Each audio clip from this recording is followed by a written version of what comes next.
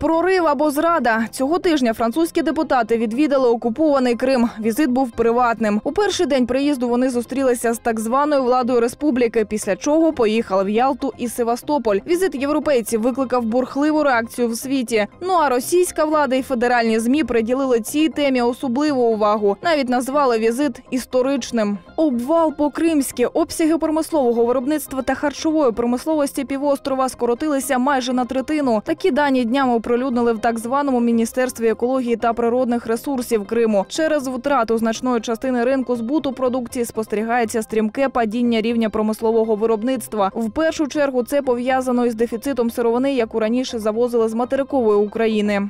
Новини в ефірі. Телеканал АТР, який веде мовлення з материкової України, відновив випуски новин «Заман». Нагадаємо, вони виходять 3 мовами – це кримсько-татарська, українська та російська. Як повідомлялося раніше, керівництво АТР неодноразово намагалося отримати ліцензію за російським законодавством. Проте у Роскомнадзорі щоразу відмовляли. Тож частина колективу вирішила переїхати до української столиці та продовжити працювати там.